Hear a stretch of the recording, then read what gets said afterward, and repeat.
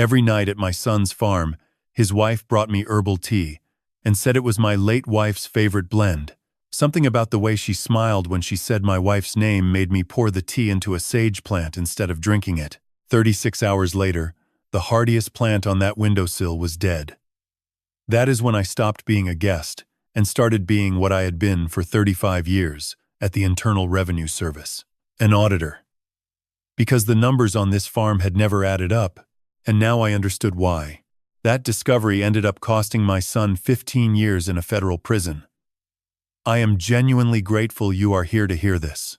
Before we go further, drop a comment and tell me what city, what country you are watching from. I read every single one. A note. This story contains fictional elements woven in for reflection and storytelling purposes.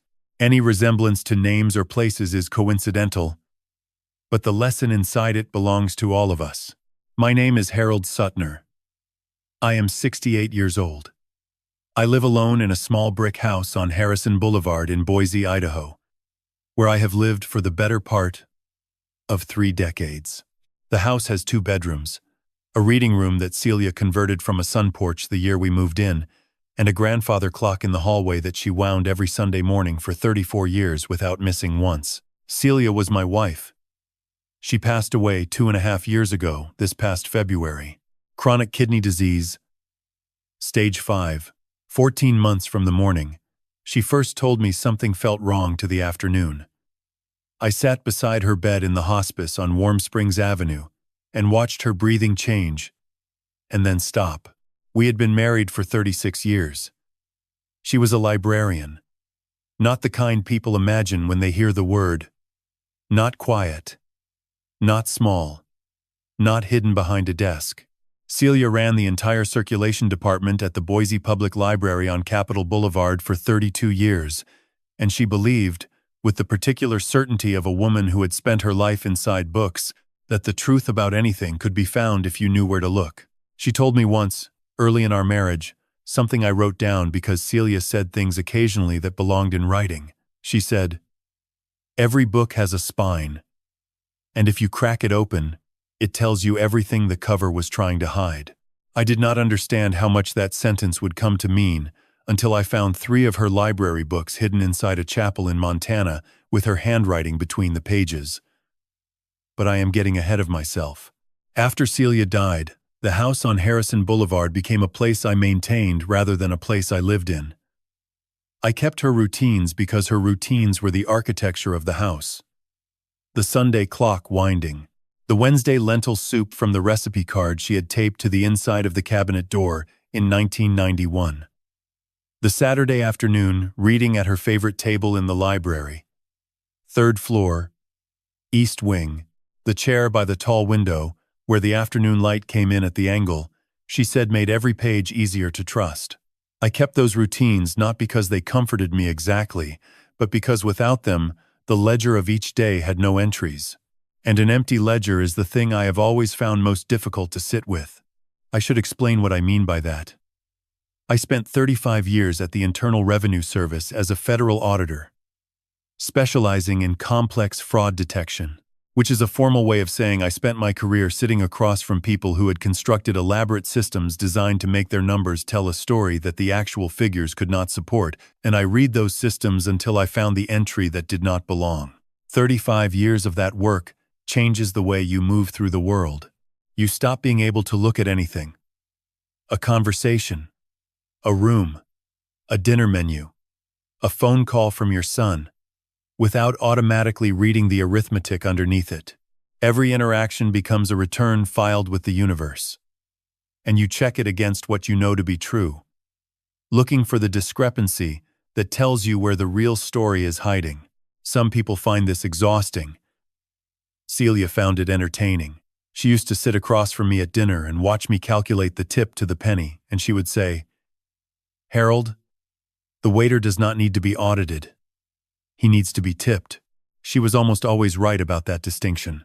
The almost is doing some work in that sentence. So when I tell you that I drove 1,400 miles from Boise, Idaho to my son's farm outside Bozeman, Montana, I need you to understand that I did not do it because I was a lonely old man who missed his family. I did it because something in the arithmetic of Mitchell's phone call 3 weeks earlier had not balanced. And in 35 years of federal audit work, that particular signal had never once been wrong. Mitchell called on a Sunday evening. He almost never called on Sundays. Mitchell was a Wednesday morning caller, the kind of person who scheduled his emotions the way other people scheduled oil changes. Predictable intervals. Documented compliance. The call itself was pleasant enough. He asked about my health, my sleep, whether I was still taking my morning walks along the Boise River Greenbelt. He said he missed me. He said the farm was beautiful in the fall, and that I had never seen it in October, and that the guest room was ready, and it would mean everything if I came. His voice had a particular quality that evening. Warm. Careful. Slightly soft around the edges. The way a voice gets when someone has rehearsed what they are going to say, but wants it to sound unrehearsed. In 35 years of audit work, I had heard that exact quality hundreds of times. It is the voice people use when they are filing an amended return and hoping you will not compare it to the original. It is not a dishonest voice necessarily. It is a strategic one. Celia would have said I was overanalyzing. She would have set 2 cups of chamomile on the table, because chamomile was the only honest thing about a hard day, she always said, and she would have looked at me with the particular patience she reserved for moments when my professional instincts and my personal life got their columns mixed up. She would have said, "Harold, are you auditing your son, or are you talking to him?" She was almost always right about that distinction. But Celia was not here to ask me that question. And the numbers in Mitchell's voice did not reconcile. I said yes. I told him I would drive down in 3 weeks, that I preferred driving to flying. Which was true. I have always thought better on roads, in the particular silence of a car moving through country that does not know or care what your adjusted gross income is. I hung up the phone and sat in the kitchen for a while with the lights off, listening to the grandfather clock in the hallway measure out its intervals, the way it had measured them for 34 years. Steady, honest, requiring nothing from me except the discipline to wind it every Sunday morning the way Celia had. And I thought about the call. Not what Mitchell had said. What the numbers behind his words had said. Because in 35 years, the numbers had never once filed a false return. I left Boise on a Tuesday morning in the 3rd week of October with a thermos of black coffee in the cup holder and 35 years of federal arithmetic sitting somewhere behind my eyes. The sun had not come up yet. Harrison Boulevard was dark and empty in the way that residential streets are dark at 5 in the morning. Not silent exactly. Just uninhabited, the houses holding their shapes against the sky, like entries in a ledger that no one has opened yet. I pulled onto Interstate 84 heading east and settled into the particular rhythm of a long drive, the kind of rhythm that does not require thought, only attention. I have always driven the way I have always worked. Steady. Methodical. Alert to the thing that does not belong in the column it has been placed in. Celia never understood the driving. She preferred flying. She said the point of travel was arriving, not the distance between departure and destination. I told her once that the distance was where the thinking happened, and she looked at me over the top of her reading glasses and said, "Harold, you do not need 1,400 miles of highway to think. You need a chair and a window and possibly a sandwich." She was probably right. But she was not here. And I was on the road. And the thinking needed a surface. The thing about Mitchell's call that I had not been able to reconcile was not what he said. The content of the call was clean. A son missing his father. An invitation to visit. The kind of thing that happens in families every day without requiring federal-level scrutiny. What I could not reconcile was the timing and the tone taken together. Mitchell had not called on a Sunday in the 4 years since he moved to Montana. His calls came on Wednesday mornings, regular as a quarterly filing, and they lasted between 11 and 14 minutes. I knew this because I am the kind of man who notices intervals. Celia called it a professional affliction. I called it an observation. The distinction between those two things is smaller than most people think. A Sunday call with Wednesday content meant the schedule had been amended, and the voice he used, warm, careful, slightly rehearsed, was the voice of a person who has reorganized their filing system and wants you to believe the reorganization was casual. In 35 years, when someone amended their schedule and changed their tone simultaneously, the return they were filing was almost never routine. I drove through the high desert east of Boise as the sun came up behind me. The sagebrush caught the early light in a way that turned the hills briefly gold before the color flattened to brown. Then north on Route 93 toward the Sawtooth Range, the mountains rising ahead of me with the particular authority of things that have been in the same place for longer than numbers have existed. I stopped for gas in Chalice, a small town pressed between the river and the hills, the kind of place where the gas station attendant looks at your license plate and knows you are passing through and does not hold it against you. I bought a sandwich and ate it standing beside the car, looking at the mountains and thinking about Mitchell. Mitchell was my only child. He was born in Boise in 1988. The same year, Celia was promoted to head of circulation at the library. He was a bright child in the particular way that bright children are sometimes difficult. He understood systems early. He learned how things connected, how one action produced another, how the architecture of cause and effect could be read and anticipated and, when necessary, redirected. Celia saw this and called it intelligence. I saw it and recognized something else. I recognized the particular quality of mind that, in 35 years of audit work, I had seen applied in two directions: the people who used it to build honest systems and the people who used it to build systems that looked honest. I did not know which direction Mitchell had chosen. That was part of what I was driving 1,400 miles to find out. The second day took me through Montana proper. I crossed the Continental Divide at Moneta Pass and came down into the broad valley of the Beaverhead River, the land opening up in every direction the way Montana opens up when it decides to stop being mountains and start being sky. The scale of it does the opposite of what you might expect. Instead of making you feel small, it makes you feel specific. Like a single line item, in a very large return. Present. Accounted for. Precisely located. I stopped that night at a motel outside Dillon. One of those roadside places with a gravel parking lot and a television bolted to the dresser that received 4 channels. None of them clearly. I sat on the edge of the bed and looked at the wall for a while. The wallpaper had a pattern of small flowers repeated at intervals that were almost but not quite regular.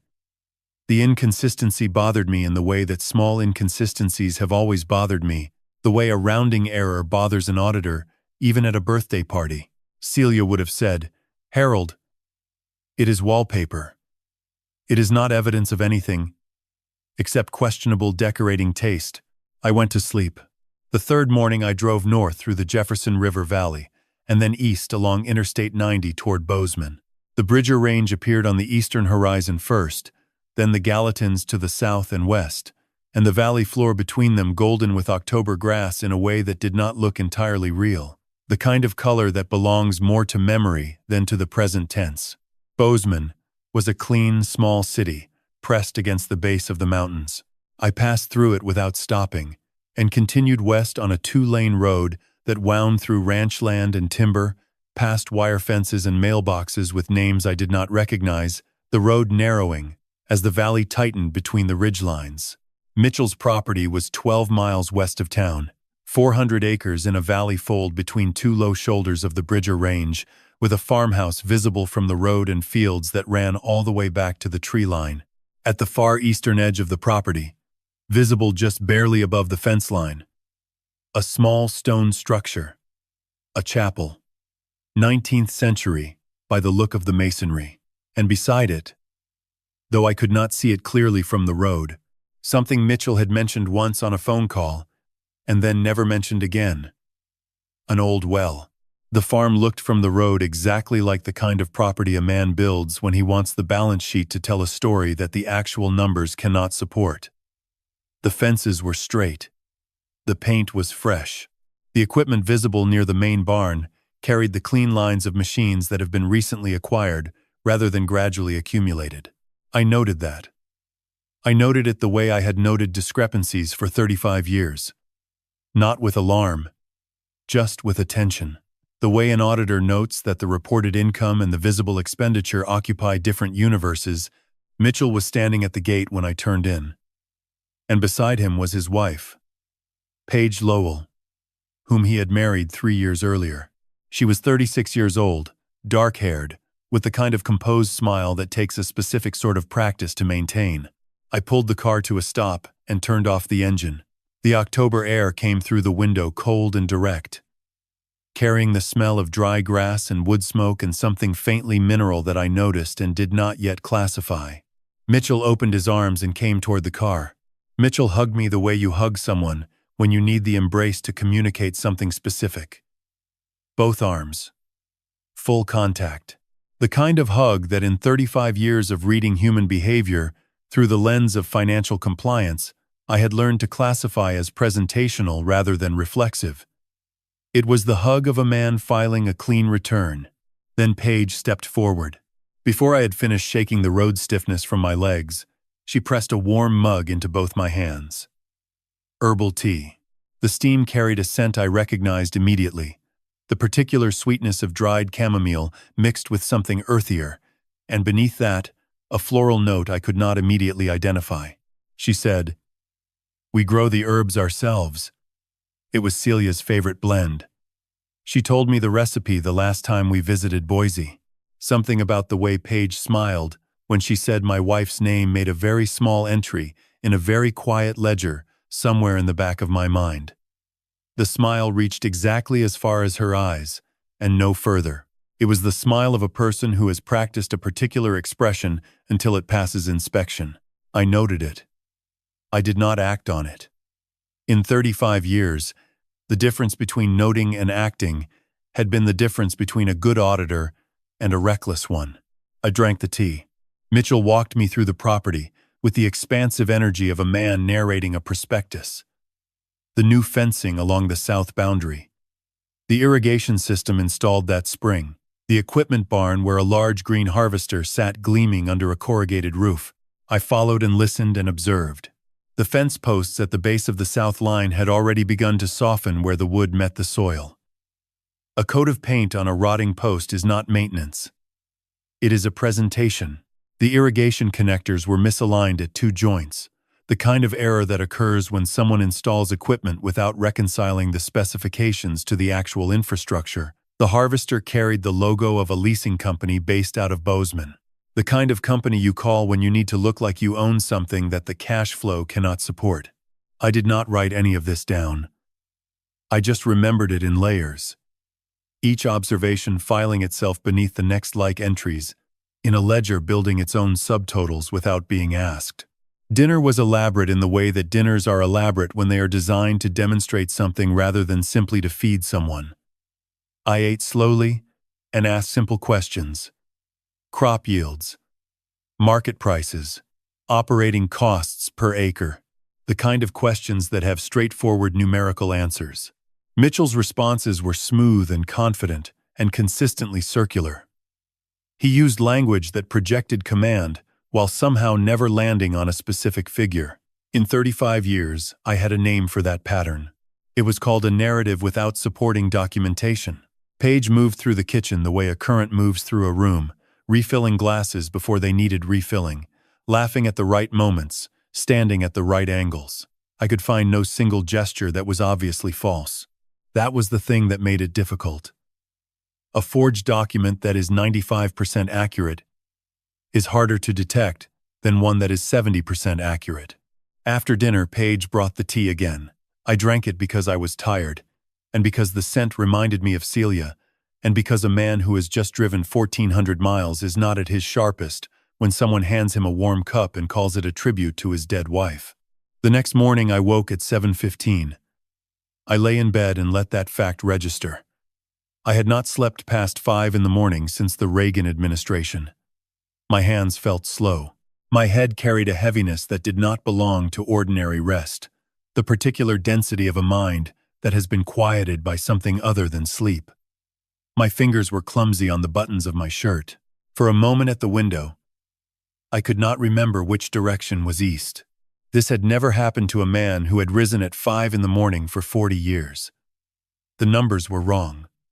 When the numbers are wrong, something in the operation is wrong. That is not instinct. That is arithmetic. 3 workers arrived before 7:30. The first was Emmett Greer, late 60s, a face that had spent too many years in weather that did not care about the face underneath it. He saw me on the porch and looked away. Not the way a person looks away from something uninteresting. The way a person looks away from something that carries a cost he has already calculated. I filed that. The second was Wade Putnam. Late 20s, quick eyes, a habit of touching the front pocket of his jeans every few seconds. Not reaching in, just touching, confirming. The third was Hector Bain. Somewhere between the other two in age, stocky, quiet. He looked directly at me and gave a single slow nod. Not friendly, not unfriendly, just accurate. Of the 3, Hector was the only one whose exterior and interior appeared to be filing the same return. That evening, Paige brought the tea at 8:40. I held the cup. I let the steam reach my face. And beneath the chamomile, beneath the familiar sweetness, there was something else. Something faintly chemical.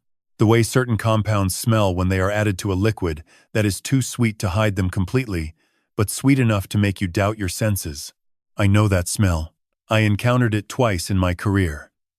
In 2 separate cases, involving falsified medical expense deductions, where the claimant had been purchasing controlled substances and burying the cost inside legitimate pharmacy receipts. I brought the cup to my lips. Let the liquid touch without drinking. Then I set the cup on the side table and went to bed. Later that night, lying in the guest room with the window cracked 2 inches, I heard voices through the wall. Mitchell's voice. Low and even. Did he drink it? Paige's voice. Quieter. I believe so. A pause. Then Mitchell again. Good. Keep the schedule. We need at least 12 more days. 12 days. I did not know yet what the schedule contained. I only knew that in 35 years of reading numbers that did not reconcile, this was the largest discrepancy I had ever slept inside of. The morning after I heard their voices through the wall, I was up before 5. Not because I chose to be. Because the part of my mind that 35 years of federal work had trained past the point of silence does not permit sleep when there is an open entry in the ledger that has not been reconciled. I brewed coffee from the thermos I had packed in Boise. My own coffee. Measured and sealed. Before anyone in this house had known I was coming, I stood on the back porch in the dark and looked out at what Mitchell had built, trying to see it the way a father is supposed to see his son's achievement. The valley was beautiful. I will say that honestly. The Bridger Range stood against the eastern sky, like a wall that had been there longer than language, and the morning frost lay white across the fields, in the particular stillness that October mornings have in Montana, when the air has given up pretending it belongs to any season but winter. But I was not here to appreciate the view. I was here because 12 days had a schedule, and the schedule had a purpose. And the purpose involved something in the tea that my wife's name had been used to deliver. I spent the morning walking the property the way I had walked through filing cabinets for 35 years. Slowly, systematically, reading every entry. The south pasture had good grass, but the cattle count was wrong. Mitchell had told me at dinner that the herd numbered 42 head. I counted 11. 11 animals on 400 acres of pasture that had been fenced, irrigated, and maintained at a cost that 11 cattle could not begin to justify. The arithmetic did not work. It was the equivalent of a taxpayer reporting 42 dependents and producing 11 Social Security numbers. The equipment shed held 3 machines. 2 of them carried leasing company tags. The third, an older flatbed truck, had Montana plates registered to an address in Bozeman that I wrote down in the small notebook I had carried from Idaho. Dark blue cover, spiral bound. The kind you can buy at any pharmacy for $2. Celia had never once asked what I wrote in those notebooks. She understood that some thinking requires a surface. I walked the fence line along the western edge of the property. The posts had been painted recently. I could still smell the paint under the morning damp. But at the base of each post, where the wood entered the soil, the rot was visible. Not surface damage, structural compromise. The kind that begins inside and works outward until the post holds nothing but its own appearance. I had seen this before. Not on a farm. In the books of companies that looked profitable from the outside and were hollow at the foundation. The paint was the annual report. The rot was the actual balance sheet. That afternoon, I positioned myself on the porch where I could watch the property without appearing to watch it. Mitchell came and went with the energy of a man who is aware of being observed and has organized his movements accordingly. Paige worked in the kitchen garden, her posture precise, her rhythm unvaried. Emmett moved between the stable and the equipment shed without looking in my direction. Wade carried feed bags with the nervous efficiency of someone who is working harder than the task requires. Hector was the exception. He moved at his own pace, unhurried, consistent. At one point, he passed within 10 feet of the porch and looked up at me. Not a long look, just a moment of direct contact that carried no agenda and no avoidance. Then he continued toward the north fence. I noted all of it. I filed none of it as conclusive. In 35 years, I had learned that the difference between observation and conclusion is the difference between a preliminary review and a final audit. You do not issue findings until the evidence supports them. That evening, Paige brought the tea at the same time. 8:40. The same mug, the same blend, the same soft curl of steam, carrying Celia's name. I held the cup and let the warmth settle into my hands. The chemical undertone was there again, faint beneath the chamomile, precisely where I had detected it the night before. I waited until Paige returned to the kitchen. On the windowsill beside my armchair sat a potted sage plant. It was healthy, the leaves thick and silver green, the stem woody and strong. Celia kept herbs in every room of our house on Harrison Boulevard. She said they were honest. They showed you exactly what was happening to them without the ability to rearrange the presentation. A yellowing leaf meant something real.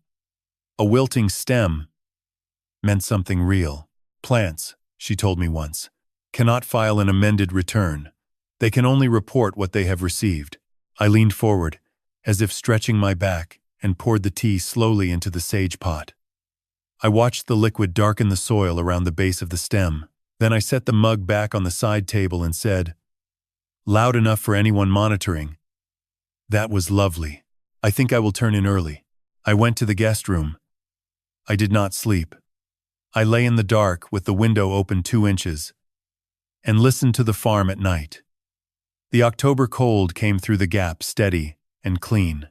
Somewhere outside, from the direction of the stable, I heard the sounds begin.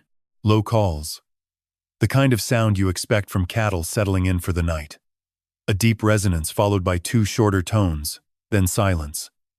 I closed my eyes and counted. 3 minutes and 42 seconds. Then the same sequence again. Identical pitch. Identical duration.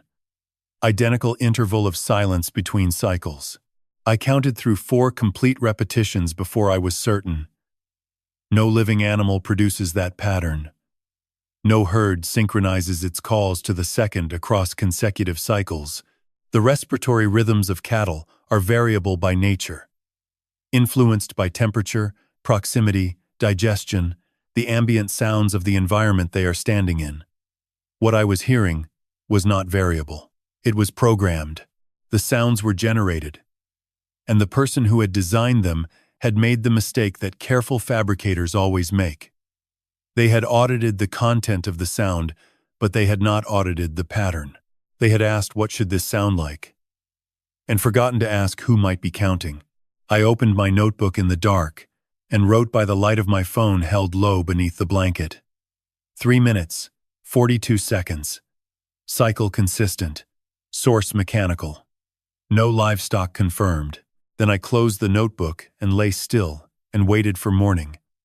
Because in the morning, I would check the sage plant, and the sage plant, unlike everything else on this farm, would not be able to lie about what it had received. I was at the windowsill before the light came through the curtain gap. The sage plant sat where it had been sitting since I arrived. The same clay pot, the same position on the sill, the same wooden surface beneath it stained with water rings from seasons of use. Everything about the pot was the same. The plant inside it was not. The leaves nearest to where I had poured the tea had changed overnight. Not the gradual yellowing of a plant that has been neglected or underwatered. This was sharper. The edges of the lower leaves had turned black, and the discoloration followed the leaf margins with a precision that did not belong to any natural process I had observed in Celia's 30 years of keeping herbs in every room of our house. Celia would have known immediately what she was looking at. She had a term for it. She called it the plant telling the truth. When a leaf yellowed from the center outward, it was a water problem. When it browned from the tip, it was a light problem. When the margins blackened in a clean line that followed the vascular structure of the leaf itself, it was a chemical problem. Sage is one of the hardiest plants in any herb garden. It survives drought. It survives frost. It survives the kind of casual neglect that kills most domestic herbs within a season. What it does not survive is chemical exposure at concentrations sufficient to compromise cellular integrity at the margins within 12 hours. I had seen this pattern described in exactly 2 audit files during my career. Both involved cases where falsified pharmaceutical expense claims had led to broader investigations of substance handling, and both included toxicology photographs showing plant tissue damage consistent with exposure to sedative compounds. I took out my phone and photographed the leaves from 3 angles. Then I opened the notebook. I wrote the date, the time, and a single heading. Observations, Day 3. Below it, in the shorthand I had developed over 35 years, the blackening pattern, the location on the leaf margins, the estimated timeline of exposure, and a note that the tea had been presented at approximately 8:40 the previous evening. Then I wrote a question. Not a conclusion. Not yet. Just a question. What compound produces this margin pattern in under 14 hours? By 6, I was outside. The farm was quiet in the way. Farms are quiet before the labor begins. Not silent. Just unoccupied. The frost was still on the grass. The Bridger Range caught the first light at its highest ridgeline and held it there. A thin gold line drawn across stone. I followed the fence line south toward the stable area, moving at the pace of a man who was simply walking off the stiffness of a night in an unfamiliar bed. I found the first speaker near the corner post at the south end of the stable yard. It was a small metal housing, roughly the size of a hardback book, mounted against the inner face of the fence post approximately 3 feet off the ground. The mounting bracket had been painted the same brown as the post, not perfectly matched, but close enough that in casual light or at a distance it would pass as part of the hardware. I did not touch it. I noted the position in my notebook. South stable. Fence post, 3 feet, facing northwest. The second was along the western fence near the water trough. Same housing, same painted bracket. Different angle, oriented to project toward the open ground between the stable and the main house. The third was higher, mounted near the roofline of the small feed shed east of the stable. It faced south, completing a triangle with the other 2 units. 3 speakers, triangulated, designed not for volume, but for spatial distribution. The kind of arrangement you would use if you wanted a sound to appear to originate from multiple positions simultaneously. The way a herd sounds different from a single animal. I stood in the center of the triangle and looked into the stable through the half-open door. 2 horse stalls, both empty. A corner pen that had been used for goats at some point. Dried feed residue. Old droppings. Nothing living. I wrote in my notebook. No livestock. Audio system. 3 units. Triangulated. Purpose. Simulate operational capacity. In audit terms, the farm was reporting assets that did not exist. It was a phantom herd on a phantom balance sheet. I was coming back around the south side of the house when I saw Emmett Greer in the kitchen garden. He was watering by hand with a galvanized can, old style, despite the automated drip system running along the main beds 20 feet to his right. I have learned over many years that how a person chooses to do a task when an easier method is available tells you something about their relationship to the work. Emmett had chosen the can. That told me he was a man who preferred to remain visible and purposeful even when efficiency was not the point. I walked to the fence near the garden and stood there looking at the mountains where the frost was beginning to lift off the ridgeline. I said, "Beautiful morning." Emmett kept watering. He did not look up. A full minute passed, perhaps longer. Then he said, without altering his tone or his pace, "The chapel garden has been growing different since last spring, Mr. Suttner. Soil smells wrong after rain. Nobody goes back there much anymore." Then he picked up the can and walked to the far end of the garden without looking back. I stood at the fence for another moment. Then I wrote it down exactly as he had said it, word for word. In 35 years, I had learned that when a person tells you where to look without telling you what to find, they are giving you the most valuable thing an auditor can receive. A starting point that has not been contaminated by interpretation. Emmett had told me where to look. He had told me the chapel garden. He had told me the soil smelled wrong. He had told me nobody went there anymore. He had not told me what was underneath it. That was my job. And in 35 years, I had never once failed to finish an audit that someone else had given me the first entry for. Tomorrow night, I would find a reason to enter the chapel. I already had one. The reason was, everything that the numbers on this farm had been trying to tell me since the moment I turned in at the gate. At 1:30 in the morning on the fourth night, I told myself I was going to the chapel to look for an old hymnal. Mitchell had mentioned the chapel contained historical items from the original homestead, and I had expressed an interest at dinner in seeing them. That was the stated reason. It would hold under casual scrutiny if anyone asked. It would not hold under audit, but I was the only auditor on the property. I dressed in the dark. Jacket. Soft-soled shoes. The small flashlight I had packed from Boise, not because I expected to need it, but because I always carry a flashlight the way some people always carry aspirin. Preparation is not the same as suspicion. It is simply the habit of a man who has spent 35 years walking into rooms where the lighting was not always controlled by the person doing the examining. The house was quiet. The thermostat clicked. Somewhere outside, the speakers completed their 3-minute 42-second cycle and began again. I stepped onto the back porch and closed the door without sound. The October night was below freezing. The fog had come down off the Bridger Range and settled into the valley floor the way Montana fog does in late autumn. Dense, low, soft at the edges. The chapel was a dark shape at the eastern edge of the property, maybe 200 yards from the main house, the stone walls catching just enough moonlight to distinguish them from the darkness behind.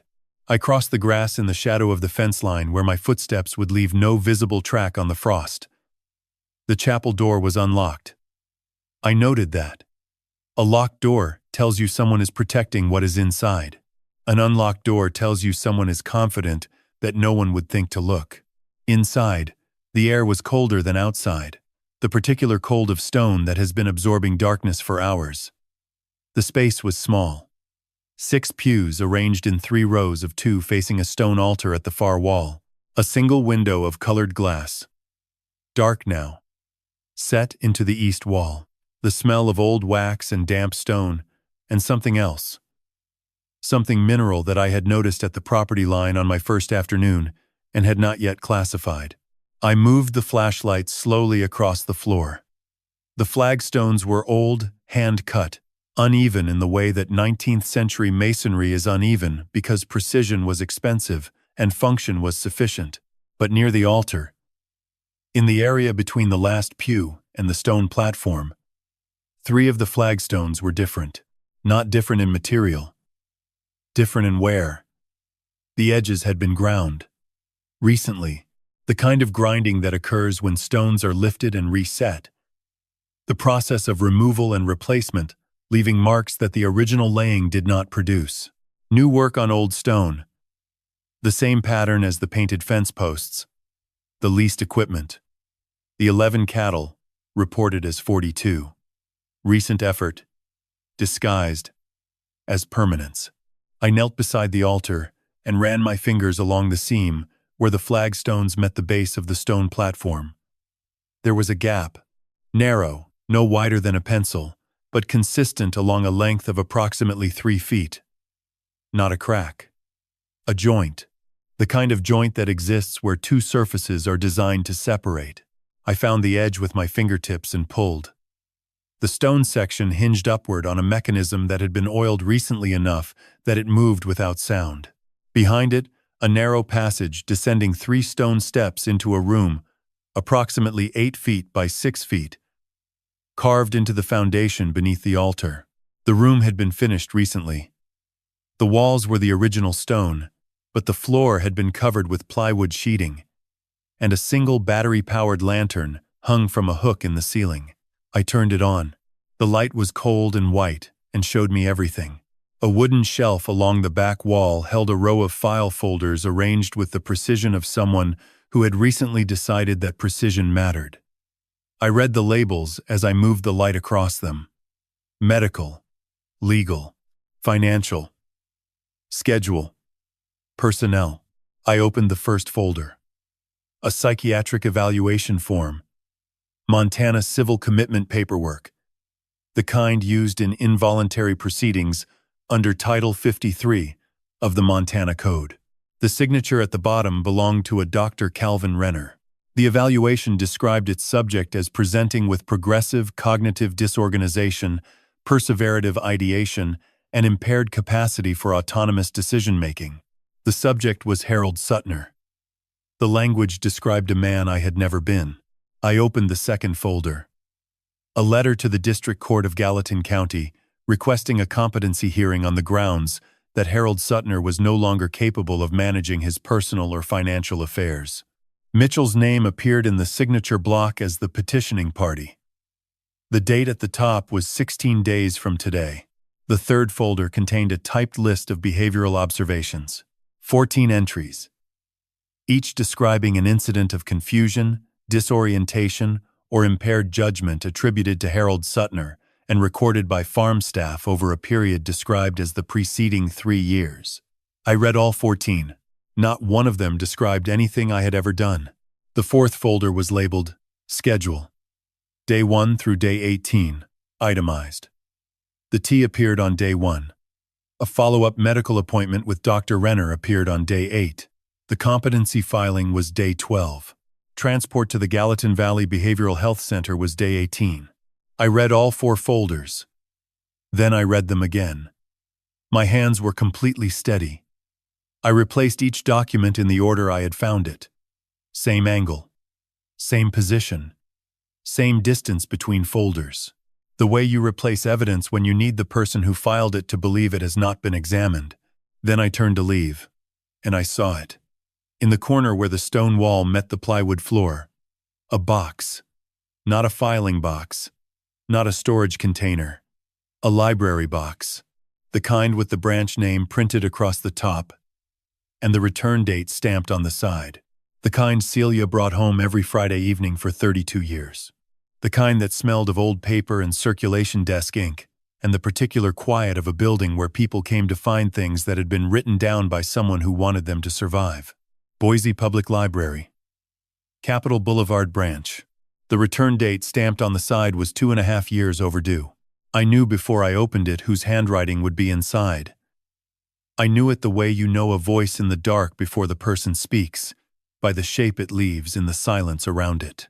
I knelt on the plywood floor of that room beneath the altar and opened the library box. The cardboard was soft at the edges, the way cardboard gets when it has been handled often over many years by hands that were careful with it. The branch stamp on the side was faded but legible. Boise Public Library. Capitol Boulevard Branch. Circulation Department. Celia's department. For 32 years. Inside the box, 3 books. Hardcover. Library binding. the kind of binding that is designed to survive thousands of hands and still hold its spine together. I recognized the first one before I read the title. It was a novel Celia had kept on the nightstand during the last year of her life. She had read it twice. She said it was about a woman who discovered that the life she had been living was not the life she thought she had agreed to.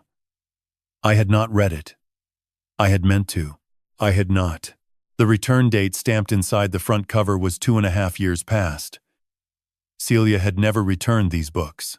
In 32 years of running the circulation department, she had never once kept a book past its due date. She said overdue books were a form of dishonesty, a small promise broken, and small broken promises were the foundation of larger ones. She had kept these 3 on purpose. I opened the first book to the page where I could see the edge of handwriting in the margin. Page 47. Celia's script, small, precise. Written in the blue ink she used for everything that mattered. Not a note about the novel. A note about a number.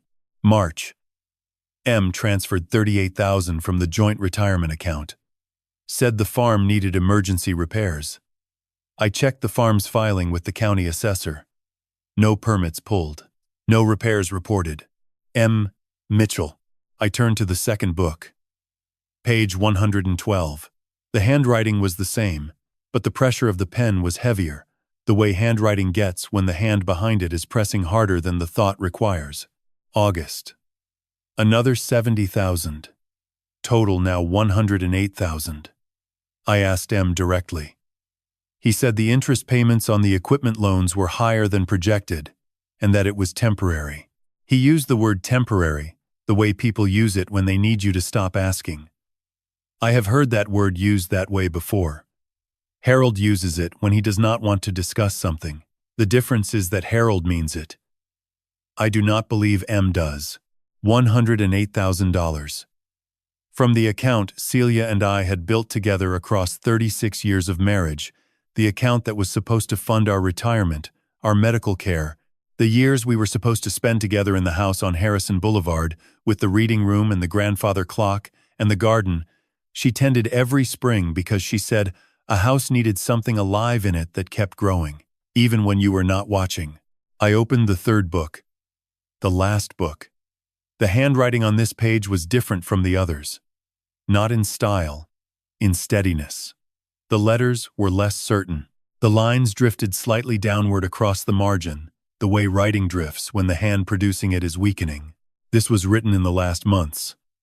After the diagnosis. After the kidney function had declined past the point where her body could compensate without intervention. Page 203. The final margin. I asked M about the specialist in Salt Lake City. Dr. Okafor. The nephrologist Dr. Halloran referred me to in June. M said he called the insurance company, and they denied the referral. He said the treatment protocol was not covered under our plan, and that he had tried to appeal, but the appeal was rejected. A space.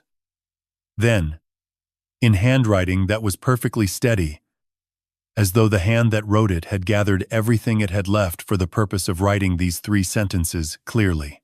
I called the insurance company myself. I spoke with a representative named Diana. She confirmed that the referral to Dr. Okafor was approved on June 14th. The treatment protocol was fully covered.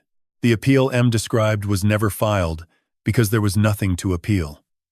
Mitchell told me the insurance denied it. The insurance did not deny it. Mitchell denied it. Below that, separated by a space, in smaller writing, I am writing this between the pages of library books because a library is the most honest place I know, and because these books are overdue, and I know that Harold will find them eventually. He will find them because he is the kind of man who returns things that are owed even when the person who owed them is gone.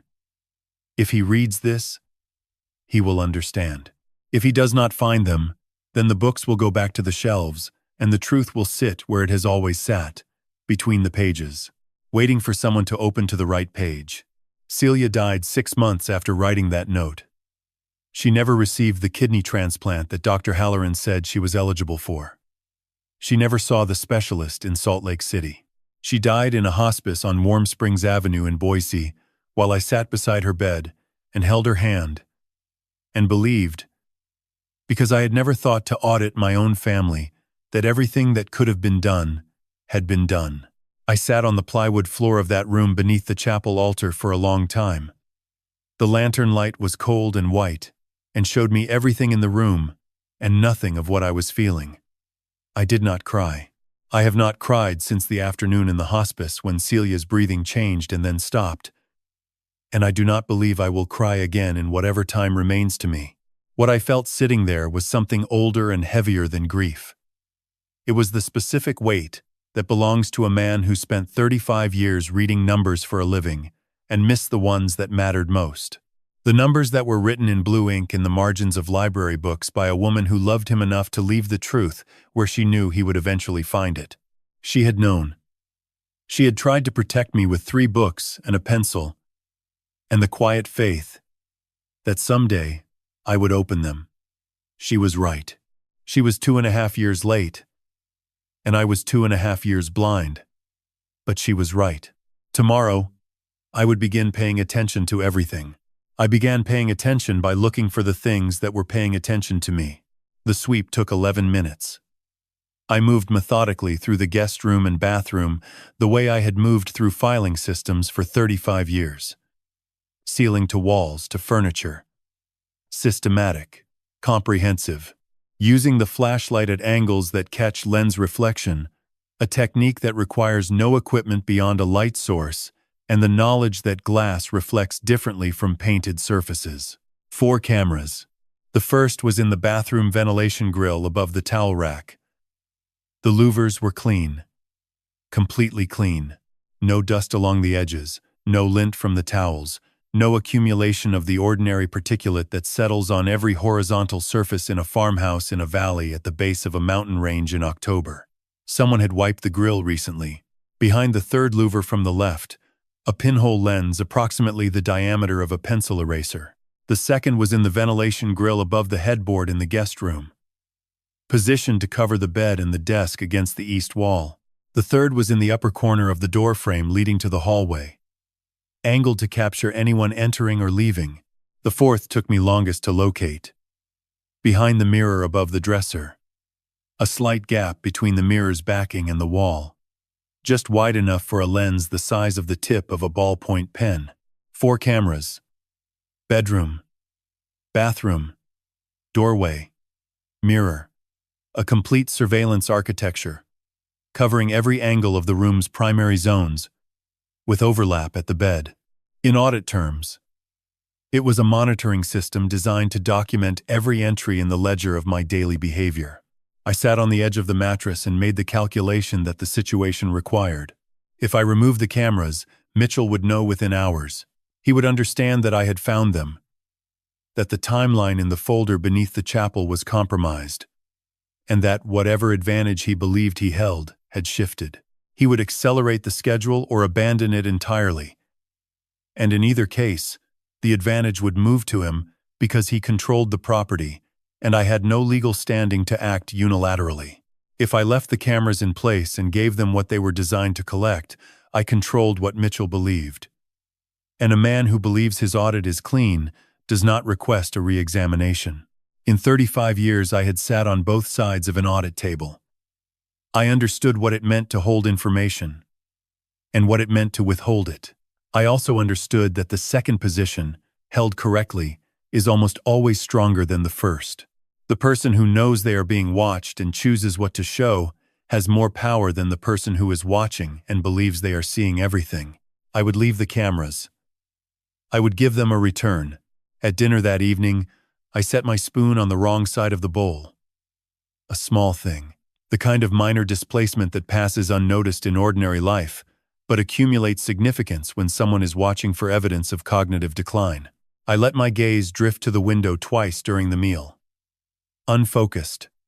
The way attention drifts when the mind has begun to lose its grip on the present moment.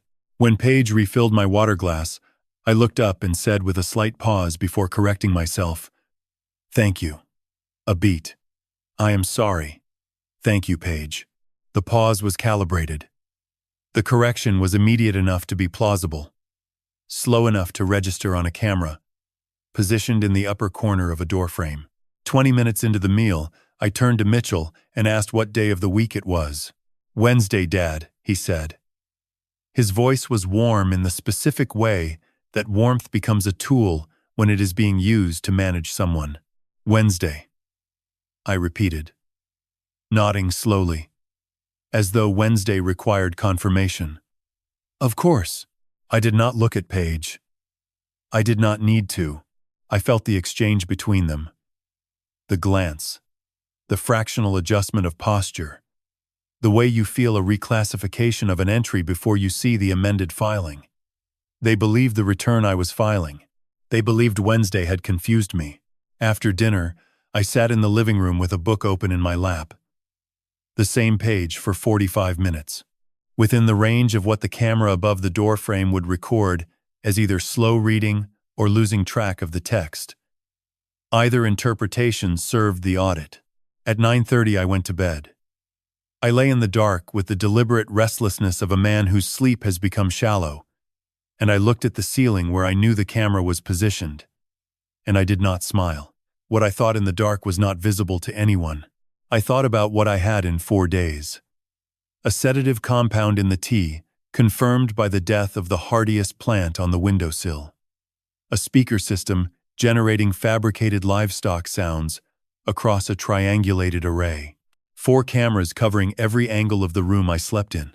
A folder beneath a chapel altar, containing a complete legal strategy to have me declared incompetent and institutionalized within 18 days.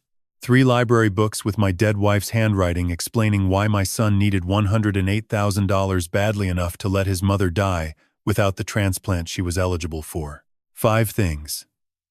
Each one alone was a line item. Together, they were the architecture of a return that had been in preparation for longer than I had been on this property. The difference between suspicion and evidence is the difference between a preliminary review and a completed audit. I had been building an audit without knowing I was building one.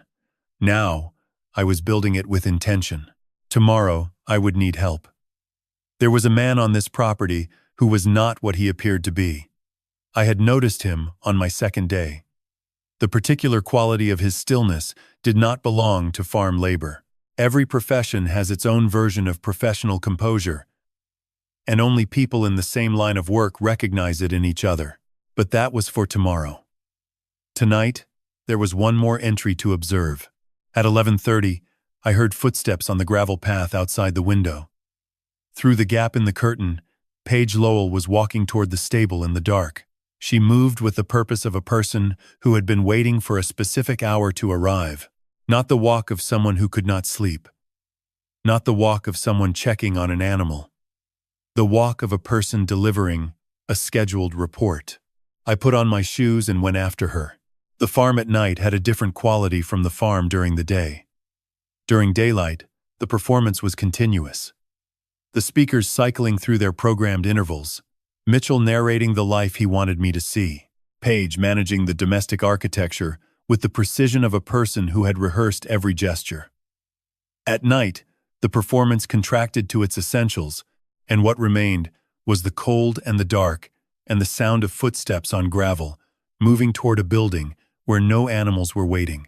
I followed at a distance of approximately 40 yards, keeping to the grass verge along the fence line where my steps made no sound.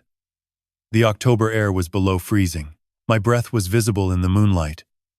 But Paige was not looking behind her. She moved with the specific efficiency of a person who had made this walk before and had no expectation of being followed. A strip of yellow light fell through the gap at the base of the stable door. I positioned myself at the side wall where the old board and batten siding had a gap at a knot in the wood, and I listened. Paige was on the phone. She stood with her back to the door. The phone pressed flat against her ear. Her voice was at the low, controlled pitch of someone conducting a conversation they do not fully trust to the walls around them. But in the absolute silence of a Montana Valley night in October, every word carried. She was not talking to a friend. She was not talking to a family member. She was reporting. The way a field agent delivers a status update to a supervisor. Organized. Sequential. Without emotional inflection. She covered 4 items in the space of approximately 2 minutes. The first was the farm's current asset documentation status. She referenced filing deadlines and transfer windows, using language I recognized from decades of reviewing financial structures designed to move ownership from one entity to another. The second was a timeline reference that I did not have enough context to fully decode, but which appeared to involve the legal instruments Mitchell had been assembling in preparation for the guardianship filing. The third was a brief assessment of my condition. She said, "The old man is the variable. He is performing cognitive decline, but I do not believe it. The presentation is inconsistent. I want to move the schedule forward." A pause while she listened. Then the fourth item. Mitchell won't complicate things much longer. I have been managing his intake for 5 months. He thinks it is a vitamin supplement. The presentation is fatigue and reduced concentration. He has been under enough genuine stress that it reads as exactly that. No one has questioned it. Another pause. Longer than the others. Understood. She ended the call and stood for a moment in the stillness of the stable, the phone at her side, looking at nothing in particular. Then she turned and walked back toward the main house. I stayed where I was until the sound of her footsteps on the gravel had faded completely. I went back to the guest room.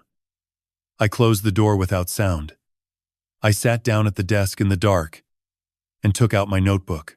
I wrote by the light of my phone screen held low and angled away from the camera I knew was positioned in the upper corner above the headboard.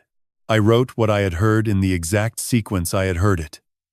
The financial documentation, the timeline, her assessment of me, and then the sentence that changed every calculation I had made since I arrived at this farm.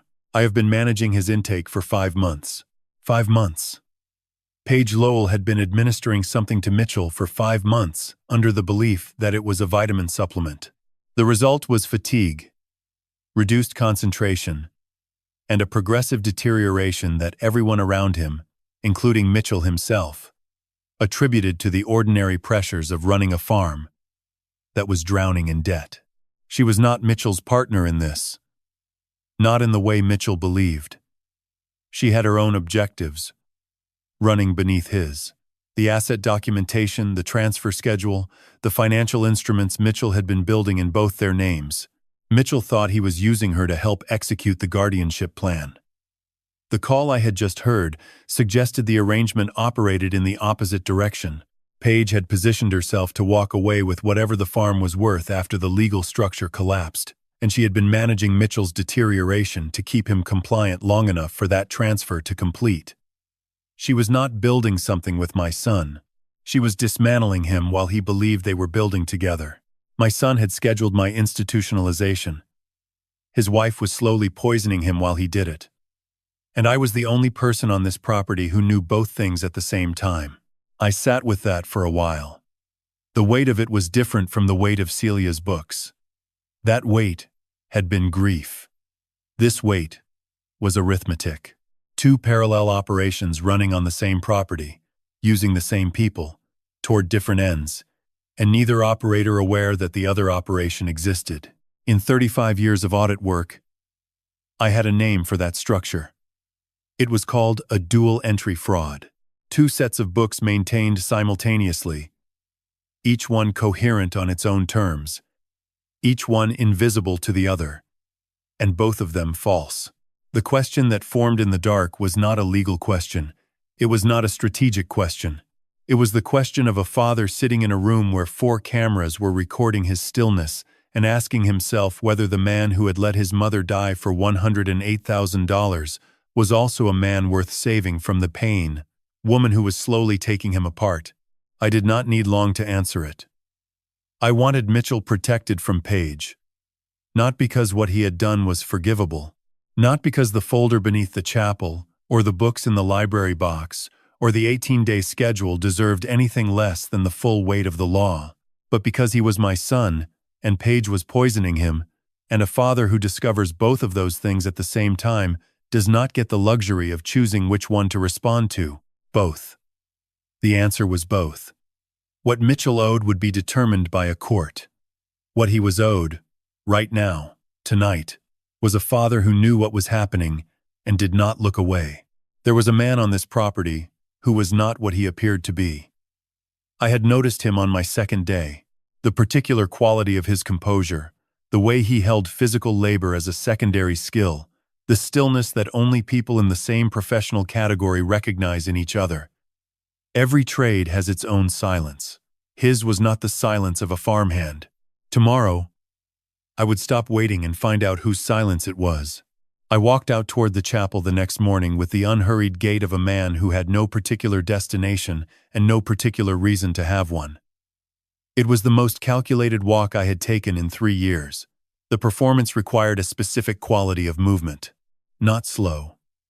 Not distracted. The kind of aimless drift that characterizes a person who has stopped organizing his mornings around intention. I let my hands hang loose at my sides. I paused once to look at a fence post for no apparent reason. Then I continued toward the chapel the way a retired man continues toward anything, because it is there, and because the morning is long, and because the alternative is standing still. The morning was clear. The overnight frost was still visible on the grass in the shadow of the equipment barn. The Bridger Range caught the early sun at the kind of angle that turned the ridgeline briefly gold before the light flattened out and the mountains returned to the gray blue of ordinary stone. The chapel door was open. Inside, seated in the second pew on the left side, a man I had been observing since my second day on the property. He was somewhere in his mid-40s, broad through the shoulders, with the build of a man who had spent time doing physical work but carried it differently from the other workers. Emmett moved like a man whose body had learned labor through decades of repetition. Wade moved like someone trying to keep up. This man moved like someone whose physical capability was a secondary skill, present and adequate, but not the thing he had spent his career developing. He was sitting with his head bowed. To anyone watching from the house or the barn, or through any camera that might cover the chapel entrance, he was praying. The posture was correct. The stillness was correct. But the stillness was not the stillness of prayer. It was the stillness of surveillance. The specific professional composure of a person who has been trained to observe and record without reacting. I recognized it because I had spent 35 years in the company of it. It is a stillness that requires effort to maintain, and it is invisible to people who have never needed to develop it themselves. Only people in the same category of work recognize it in each other. The way two auditors in a room full of accountants can identify each other without a word being spoken. I entered the chapel and sat down in the pew beside him. I folded my hands. I bowed my head. To the cameras, to Mitchell, to anyone watching. We were two men sharing a quiet moment in a chapel on a Thursday morning. After perhaps 30 seconds, without changing his posture or his breathing, the man said quietly, at a volume that would not carry past the stone walls, "Mr. Suttner, do not react to what I am about to say. Bow your head and keep it down like we are praying together." I kept my head down. I kept my hands folded. My name is Avery Cross. I am a senior field investigator with the Environmental Protection Agency, assigned to an illegal medical waste disposal case involving this property and its owner. I have been on this farm for 80 days. You are not alone in this. And I need you to receive something from me without anyone seeing the exchange. Nod once, if you understand. I nodded. One slow inclination of the head. The kind of nod that looks from a distance like a man, agreeing with something. A prayer has told him. Left jacket pocket, he said. When I stand to leave, I will pass you on the right side. 30 seconds. He shifted in the pew, the natural movement of a man preparing to stand. As he passed me at the end of the row, his left hand moved with the kind of practiced ease that any camera covering the chapel entrance would record as nothing more than a man steadying himself against the pew back. I felt the folded paper against my palm. I stayed in the chapel for another 3 minutes. Then I walked back toward the main house at the same unhurried pace, pausing once to look at the mountains the way a man pauses when a thought arrives and dissolves before it becomes anything. In the guest bathroom, I ran the tap at full pressure and unfolded the paper. Small, torn from a lined notepad, folded into quarters. The handwriting was precise and compressed. Avery Cross. Senior Field Investigator, Environmental Protection Agency. Case reference, EP, AMW, 20-24-07-741. Mitchell Suttner. Illegal disposal of regulated medical waste. 3 to 4 medical clinics in Gallatin County, paying cash for unlicensed burial of biomedical materials on agricultural land. Disposal site confirmed beneath chapel well. Well is not sealed. 5 to 6 deliveries over 16 months. Criminal referral pending.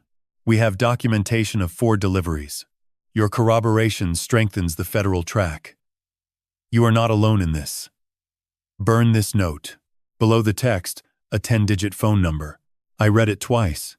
I committed the case reference number to memory the way I had committed audit file numbers to memory for 35 years, by converting the digits into a sequence that corresponded to entries in a mental ledger I had maintained since my first year at the service. Then I held the corner of the paper to the small candle on the bathroom shelf and let it burn down to the sink basin. The ash dissolved under the running water. I turned off the tap and looked at the drain. The well Mitchell told me had been filled years ago was open.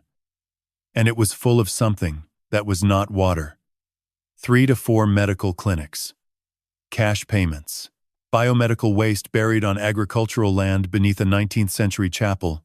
The kind of operation that the Resource Conservation and Recovery Act classifies as a criminal violation carrying penalties that make a guardianship fraud look like a filing error. I dried my hands. I checked my appearance in the mirror. A 68-year-old man who looked tired and slightly confused. Exactly right. I drove into Bozeman at 10 in the morning. The stated reason was a box of cough drops. I had mentioned a scratchy throat at dinner the previous evening as part of the performance. A follow-through errand was the kind of detail that made a return look consistent. I parked at the far end of the supermarket lot, away from the entrance cameras, and called Eloise Drummond. She picked up on the second ring. Harold. Her voice was the same as it had been for 20 years. Level. Unhurried. The voice of a woman who had spent her career in federal courtrooms and had learned that the first sentence of a difficult conversation was better spent listening than speaking. Eloise, I need 20 minutes and your complete attention. You have both. I spoke for 20 minutes without interruption. I organized it on the drive-in. Not as a narrative. Not in the order the evidence had revealed itself to me, but in the order of legal weight. Heaviest first. The way you present a completed audit to a review board. The psychiatric evaluation with Dr. Calvin Renner's signature on a fraudulent competency assessment. The 18-day schedule from T to institutionalization. Celia's 3 library books detailing the withdrawn funds and the denied medical referral that was never actually denied. Then the supporting structure. The sedative compound confirmed by the sage plant's margin discoloration, the speaker system simulating livestock across a triangulated array. 4 cameras covering the guest room and bathroom.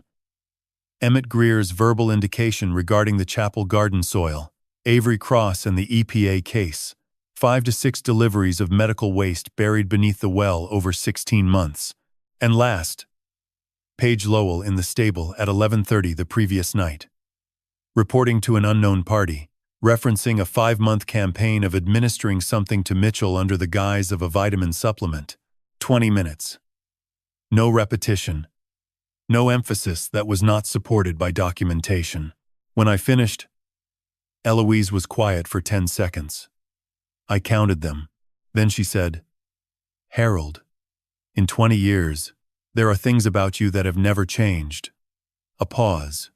You walk into a guardianship trap and build a federal case. I had good material to work with. You had catastrophic material to work with. There is a difference. Another pause. Not hesitation. The kind of pause that means a decision has been made and is being organized for delivery. She had already contacted a federal prosecutor in the District of Montana based in Billings. She said it without preface. And I understood from the way she said it that she had been preparing for this since my first call 3 days ago. That 20 years of knowing me had taught her that when I called from a farm in Montana, It would not be about a fence or a family visit. The prosecutor's name was Rosalind Voss. Eloise described her briefly and without superlatives. Elder financial abuse cases at the federal level, wire fraud, civil rights violations, financial predation targeting vulnerable adults. She had been waiting for Eloise's call. Eloise walked me through the legal architecture in the same language I would have used to walk her through a completed audit. The EPA case was the cleanest federal track. Avery Cross's documentation, combined with my corroboration, made it buildable. The waste burial triggered a separate criminal referral under RCRA. The cameras in the bathroom were a Montana criminal charge that could be layered on top. The guardianship scheme with Renner's signature was the center of the elder abuse case. Celia's books and the insurance documentation established motive.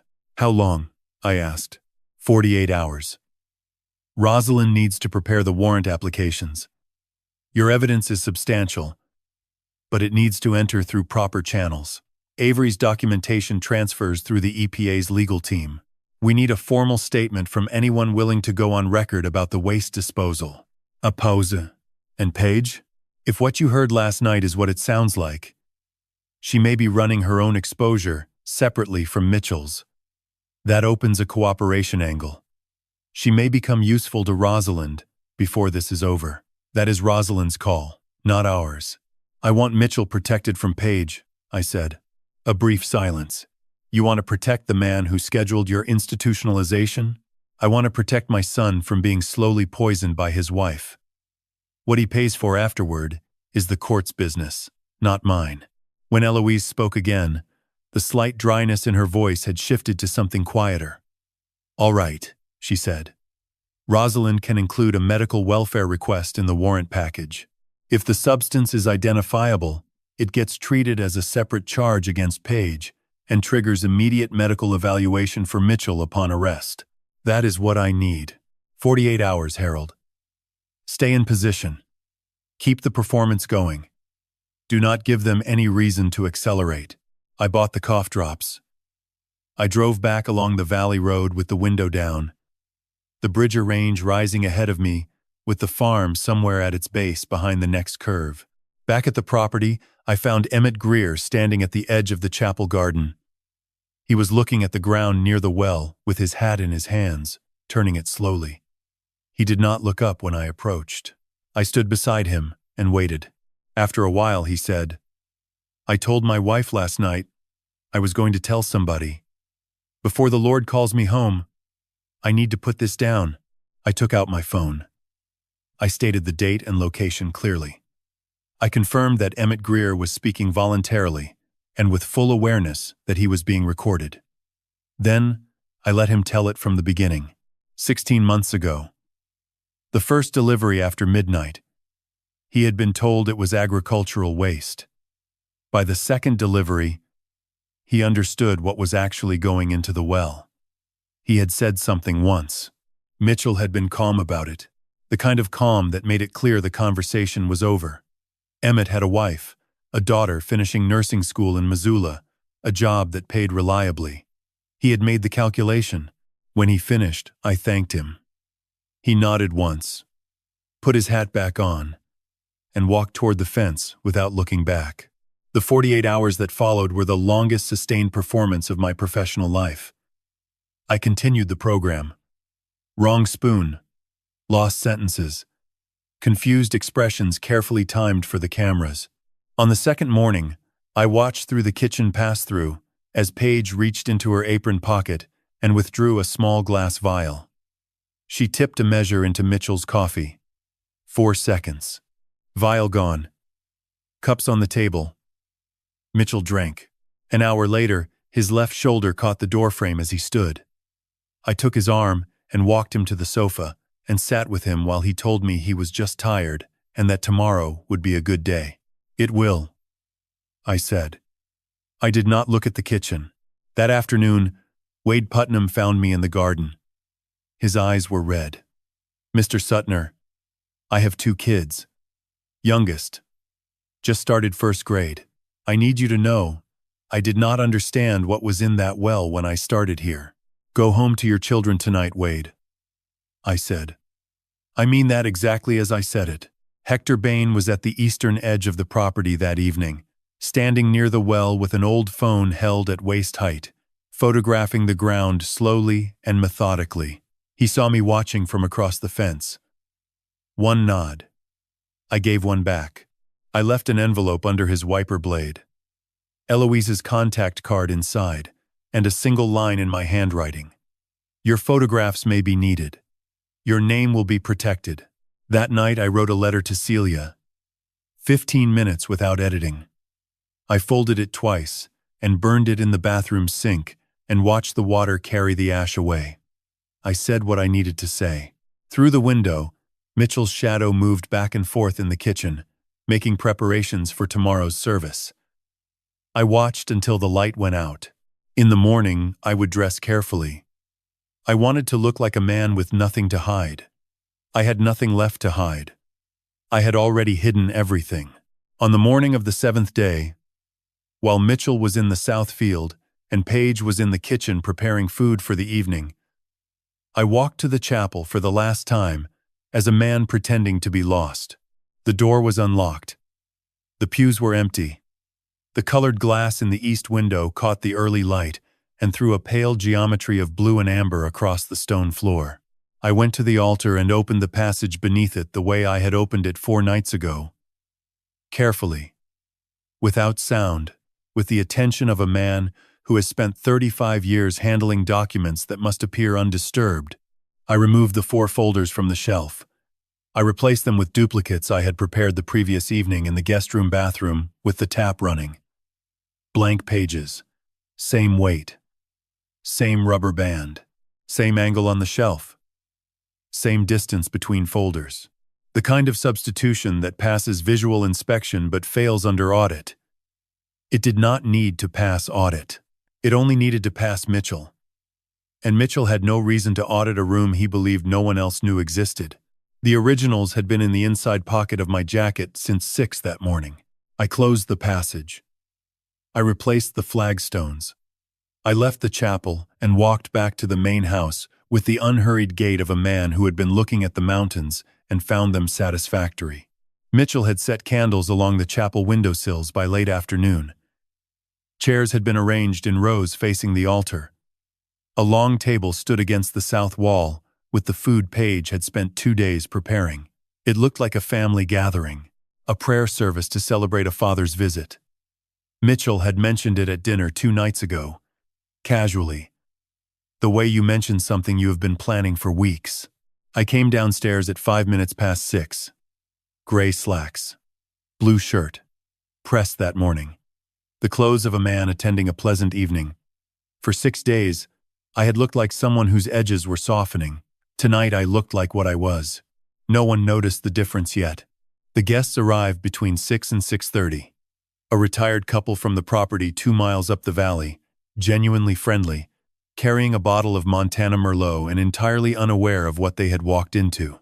2 men Mitchell introduced as business associates, both of whom shook my hand with the professional warmth of people who had been briefed on what to expect from me.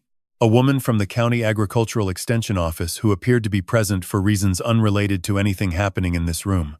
3 neighbors from adjacent properties who knew Mitchell by reputation, and Paige by her garden, and Dr. Calvin Renner. He arrived 20 minutes after the other guests. Late enough to have missed the introductory pleasantries. Early enough to be present for whatever purpose he had come for. He was in his early 50s, gray suit, black leather bag that he set beside the coat rack with the care of a man who considered its contents professionally significant. I had seen his signature on the psychiatric evaluation in the folder beneath the altar. I had read the language he had written describing a 68-year-old man with progressive cognitive disorganization and impaired capacity for autonomous decision-making. That language was currently in the inside pocket of my jacket, 6 inches from my heart. He found me within 2 minutes of entering the chapel. Mr. Suttner. His handshake lasted a beat longer than a social handshake. I recognized it as the beginning of an assessment. Grip, strength, response time, quality of eye contact. The preliminary intake of a man who had already written his conclusions and was now collecting the supporting observations. "Mitchell has told me a great deal about you," he said. "I imagine he has," I said. My handshake was the handshake of a 68-year-old man enjoying a pleasant evening. Firm enough to be normal. Relaxed enough to suggest nothing of interest. I maintained eye contact for exactly the duration that an ordinary person maintains it in a social introduction. Not a fraction longer. Renner held on a half-second past the natural release point. His gaze moved to Mitchell across the room. Something passed between them. A slight tightening around Renner's eyes. A fractional adjustment of expression that a person not trained to read faces would not have caught. He was recalibrating. The man in front of him did not match the file he had been paid to write. I moved on to speak with the retired couple about the Montana Merlot. The conversation was warm and unremarkable. The kind of conversation that does not require a single number to verify. The meal proceeded with the specific rhythm of an event that has a hidden structure running beneath its visible one. Mitchell was expansive. Louder than usual. More generous with laughter. The version of himself that he deployed when he needed a room to feel a particular way. Paige moved between the kitchen and the table, with her characteristic precision. The candles on the altar threw long shadows across the stone walls, and the colored glass in the east window had gone dark with the evening. I ate the food. I spoke when spoken to. I watched. Renner was seated 3 chairs to my left. He had positioned himself with a clear sightline to my face. Twice during the meal, I caught him observing my hand movements as I reached for the bread. Once I saw him make a small note on the napkin beside his plate, a brief mark with the pen he had brought in his jacket pocket. He was collecting data points, building the observational record that would support the evaluation he had already signed. Every confused gesture, every hesitation, every misplaced utensil would become an entry in his documentation. He was not here as a guest. He was here as a witness to my decline. I let him watch. I let him see exactly what I wanted him to see. A 68-year-old man eating dinner in a chapel, surrounded by candles and strangers. And the particular silence that accumulates in a room where more than one person knows that the evening is about to change direction. At 7:40, I set down my fork and tapped the rim of my water glass twice with my knuckle. The chapel went quiet. I tapped the glass once. Not hard. Not theatrical. Just enough to produce a clean tone that carried from the head of the table to the back wall of the chapel where the candles flickered against stone. 14 people were seated. I had counted them twice. Mitchell sat to my left with his hands flat on the table. Fingers spread the way a man does when he believes the surface beneath him is still solid. Paige sat across from him, her posture perfect. Her napkin folded into a triangle on her lap. Dr. Calvin Renner was near the far end, a glass of water untouched beside his plate, his pen resting on a napkin. I stood slowly. Not because my body required the extra time, but because I wanted every person in that room to register the motion. An auditor does not rush a closing statement. He lets the numbers breathe. I said thank you.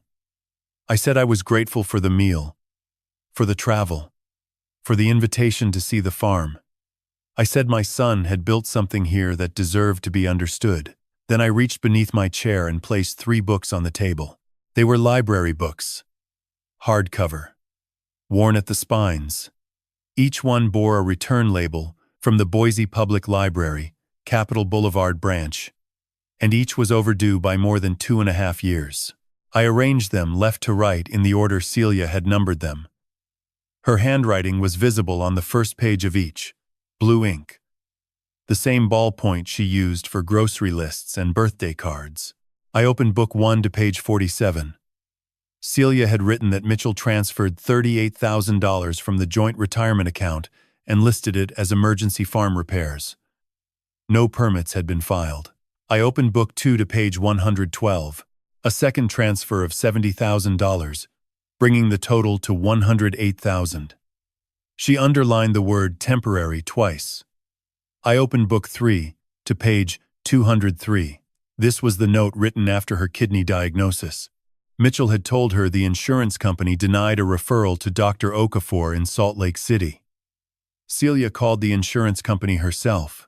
A representative named Diana confirmed the referral had been approved on June 14th and was fully covered. The appeal Mitchell mentioned had never been filed. Celia wrote 7 words. The insurance did not deny it. Mitchell denied it. I closed the book and placed my hand flat on its cover the way Celia used to do when she finished something she intended to remember. The room was quiet, in a way that rooms only become when the air itself decides to stop moving. Mitchell's face shifted. His jaw tightened first. Then his eyes moved to the books, as if they belonged to someone else's case. Paige had not moved, but her left foot angled toward the door beneath the table. That angle told me more than any confession could. I reached into my jacket and removed a folded sheet of paper. The 18-day schedule from beneath the chapel altar. T. On day 1. Medical assessment on day 8. Competency filing on day 12. Transport to Gallatin Valley Behavioral Health Center on day 18. I unfolded it and placed it beside the books. Then I removed the fraudulent competency evaluation signed by Dr. Calvin Renner. I did not look at him. The sound of his chair shifting backward was sufficient. I said I had one more item. I pressed play on a small recording device. The room heard Paige's voice from the stable phone call 5 nights earlier. The old man is the variable. Move the schedule forward. I have been managing Mitchell's intake for 5 months. The supplement is working. Then, a second recording. Emmett Greer. Describing 5 to 6 deliveries of mislabeled medical waste buried beneath the chapel. Well over 16 months. The retired couple stood and walked toward the door. The agricultural extension officer removed his glasses and set them on his plate. Doctor. Renner reached for his pen, then stopped, as if writing had suddenly become dangerous. I looked at Mitchell. His eyes were wet. Not from guilt. From the sudden exposure of a structure he believed was invisible. I had seen that look in conference rooms in Denver and Salt Lake City, when a man realizes the audit has already been completed and the meeting is not a discussion but a reading of findings. Paige stood. She smoothed her napkin, placed it on her chair, and walked toward the side door. 12 paces. On the 13th, she paused at the threshold. Avery Cross rose from a bench near the back wall, where he had been seated among the guests like a man who simply enjoyed prayer services. He followed her at a distance of 15 feet. Mitchell had not moved. His fingers were still spread on the wood. He said one word. Dad. I did not answer. The audit was not finished. The well had not been opened. The signature on the competency filing had not been examined under magnification. The syringe I believed was somewhere in the stable had not been recovered. I had 26 hours remaining in the 48-hour window. The evidence was on the table. What happened next would not take place under candlelight. I picked up the 3 books, closed them in order, and held them against my chest the way Celia used to carry them home from the library on Tuesday afternoons. Then I walked out into the October air, where the mountains were black against a sky that held the last blue line of daylight along the ridge. Behind me, Mitchell pushed his chair back. Wood scraped against stone. I did not turn around. An auditor never watches a man stand from a table where findings have been read. He notes the time and moves to the next entry. It was 7:51 in the evening. The temperature was 44 degrees. Somewhere beneath the chapel, the well was waiting. The October air hit my face like a correction. Cold, factual, 44 degrees with no opinion attached.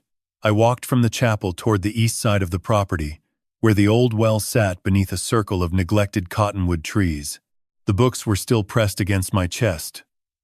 Celia's weight. Not the paper. The ink. I had studied the well from a distance on my second day. Stone rim, approximately 3 feet high, no visible cap, surrounded by a patch of ground where the grass grew differently. Greener in some places, yellowed in others, the way soil behaves when it has been disturbed repeatedly. and fed something it was never designed to absorb.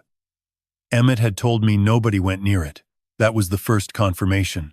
When a man on a farm tells you nobody visits a specific location, it means everybody knows what is buried there. I reached the well at 8:03 in the evening. The sky had lost its last blue line.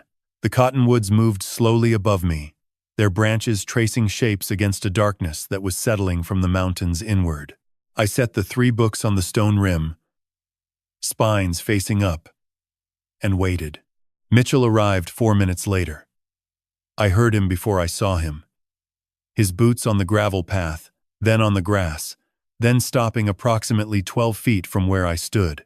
He was breathing the way a man breathes when he has been walking fast but wants to appear calm. I had heard that rhythm before. In IRS conference rooms, in hallways outside federal courtrooms, in every space where a person arrives knowing the numbers have already been counted. He said my name. Not Dad this time. Harold. The shift told me everything about the distance he was trying to create. A son calls his father Dad when he wants connection. He uses the first name when he wants to negotiate. I did not turn around immediately. I placed my hand on the stone rim of the well and felt the cold travel through my fingers. Then I turned. Mitchell was holding a leather case in his left hand. I recognized it. It was the document folder from the chapel's hidden room, the one I had replaced with blank pages 2 days earlier. He had discovered the swap. His right hand was at his side, fingers curled slightly inward, and in the space between his thumb and forefinger, I could see the edge of something narrow. A syringe. Capped, but present. I looked at the syringe the way I would look at a column of numbers that did not balance, without alarm, without judgment.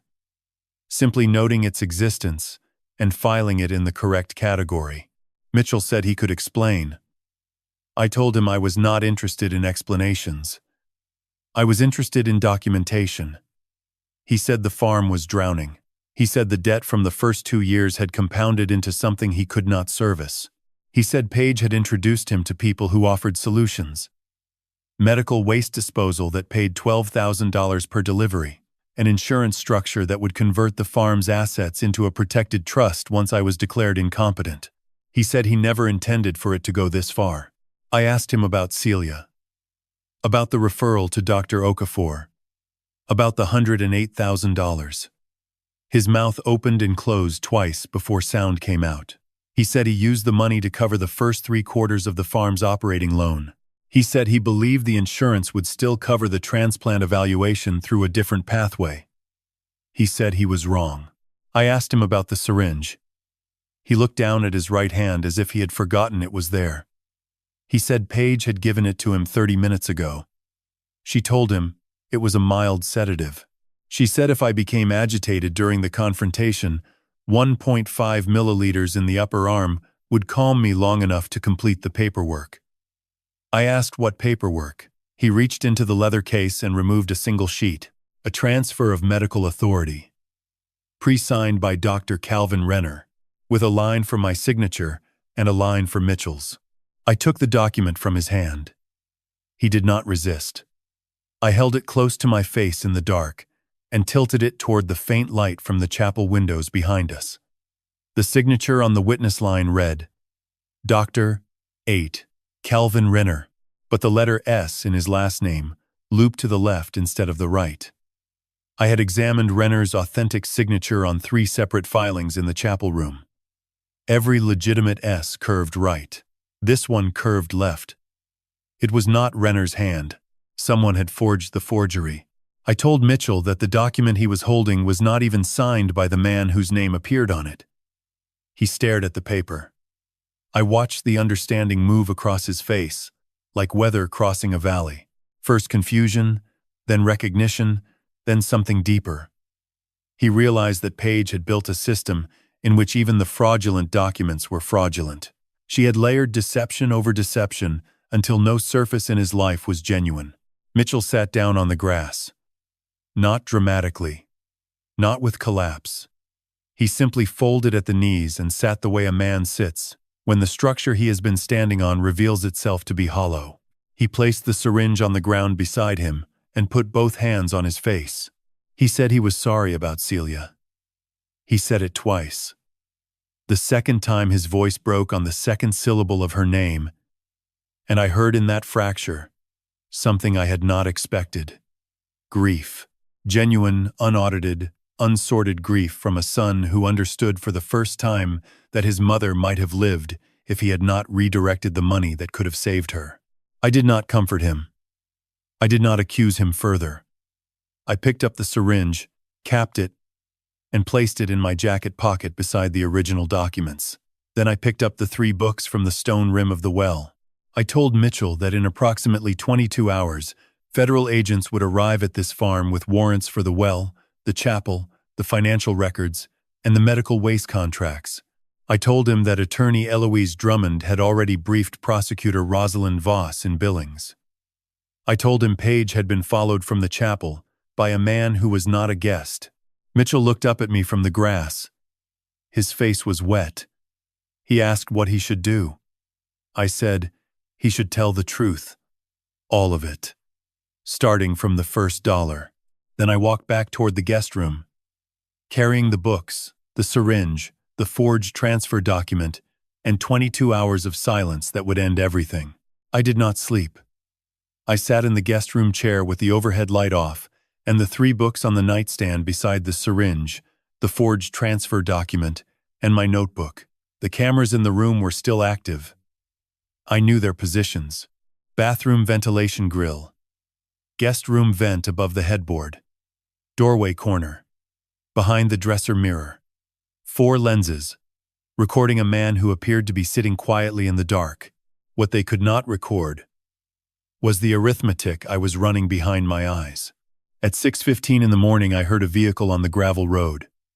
Then a second. Then a third. The engines were different. The first was heavy, a truck or large SUV.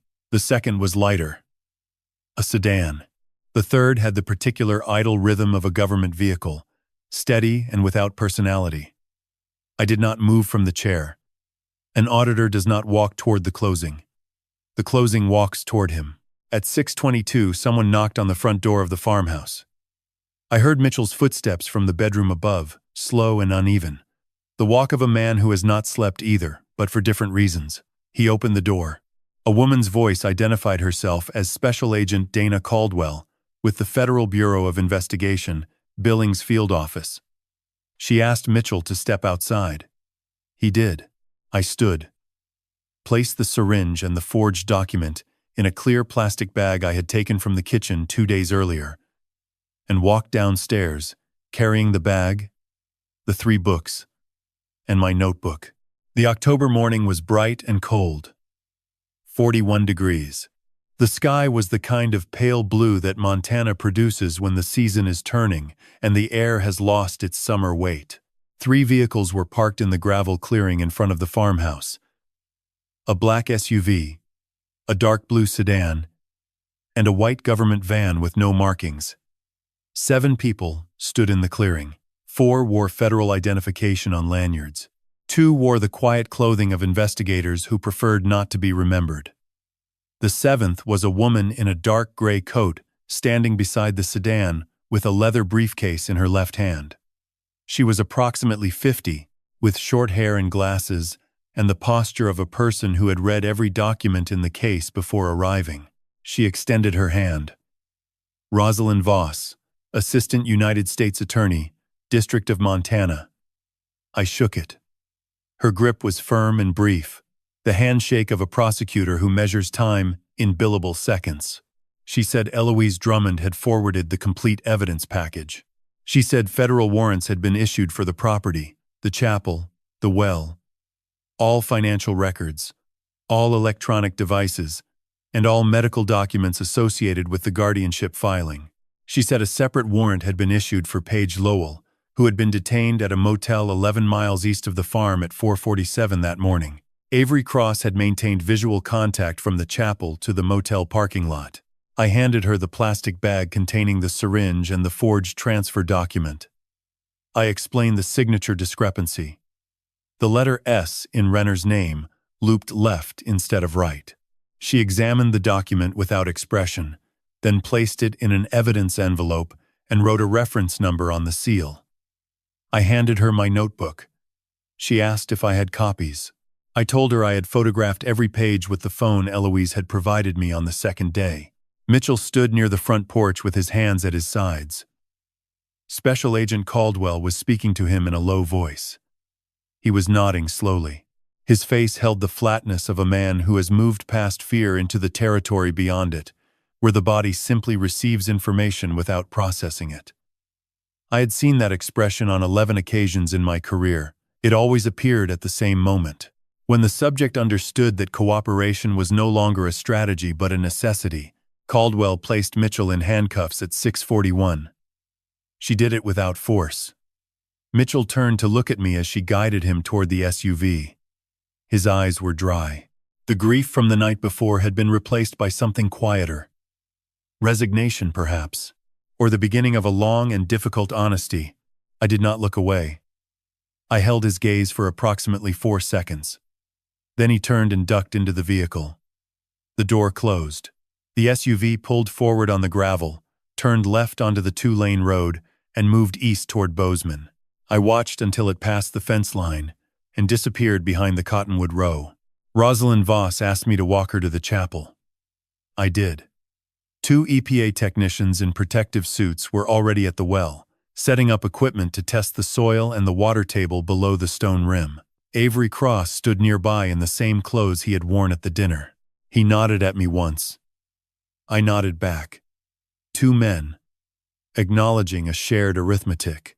Inside the chapel, the candles from the previous night had burned down to stubs. The table was still set. 14 places. Plates, glasses, napkins. The chair where Mitchell had sat was pushed back at the angle he had left it. The chair where Paige had sat still held her folded napkin in its perfect triangle. Voss asked me to identify the location of the hidden compartment beneath the altar. I walked to the 3 flagstones near the front wall and pointed. A forensic technician photographed the stones, then lifted them. The plywood floor of the 8x6 room was visible below. The shelf was empty. The blank pages I had substituted were gone. Mitchell had taken them the previous night. But the room itself was evidence. Its dimensions, its construction, its purpose. I stood in the chapel alone after the technicians moved outside.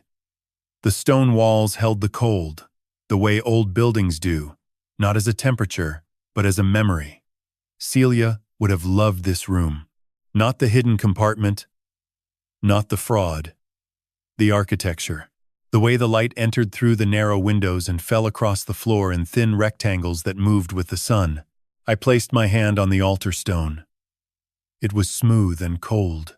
I thought about Celia sitting in the Boise library, writing notes in the margins of borrowed books, because she believed a library was the most honest place she knew. I thought about Mitchell in the back of a federal vehicle, watching Montana pass through tinted glass. I thought about the well outside, where men in white suits were measuring the depth of what my son had allowed to be buried. The chapel was quiet. Not peaceful. Quiet the way a room becomes when every question it held has finally been asked aloud, and the answers are being carried away in evidence bags in government vehicles. I picked up the 3 books from the altar where I had placed them the night before. I held them against my chest. Then I sat down in the first pew and waited for nothing in particular. Because the audit was almost closed, and the only thing left was the ordinary silence that follows the truth. 8 months passed. The federal trial began on a Tuesday morning in June at the Russell Smith Federal Courthouse in Billings, Montana. I drove from Boise the day before and checked into a motel 6 blocks from the courthouse. The room had thin curtains and a clock on the nightstand that lost 2 minutes every hour. I adjusted it 3 times before accepting that some instruments are not designed for precision. The courtroom was on the 3rd floor. Wood paneling, fluorescent lights, an American flag behind the bench, and 72 seats in the gallery. I counted them while waiting for the proceedings to begin. 41 were occupied. Reporters, legal staff, 2 EPA representatives, 3 neighbors from the farm, and 11 people I did not recognize. Eloise Drummond sat in the 2nd row behind the prosecution table. She wore a navy jacket and carried the same leather folder she had used during every meeting over the previous 8 months. Rosalind Voss presented 12 federal charges across 2 defendants. For Mitchell Suttner, the charges included elder abuse through fraudulent guardianship filing, wire fraud in connection with the $108,000 transferred from the joint retirement account, conspiracy to administer a controlled substance without consent, conspiracy to illegally dispose of regulated medical waste in violation of the Resource Conservation and Recovery Act, and insurance fraud related to falsified farm asset documentation. For Paige Lowell, the charges included administering a controlled substance to Mitchell Suttner over a period of 5 months, conspiracy to commit elder abuse, accessory to illegal waste disposal, and obstruction of justice for the attempted destruction of financial records recovered from her motel room. Voss was methodical. She presented each charge the way I would present an audit finding. First the standard, then the deviation, then the evidence, then the consequence. I appreciated her structure. It was the language I had spoken for 35 years, translated into law. On the second day of the trial, Voss called me to the stand. I stated my name, my age, my former occupation, and my relationship to the defendant. Then she asked me to describe what I had found on the farm. I spoke for 47 minutes. I described the tea, the dead sage plant, the 3 speakers mounted on fence posts, the 4 cameras in the guest room and bathroom, the hidden compartment beneath the chapel altar, the 18-day schedule, the fraudulent competency evaluation, the syringe, and the forged transfer document with the reversed S in the signature. I described Emmett Greer's account of the medical waste deliveries and Avery Cross's EPA documentation.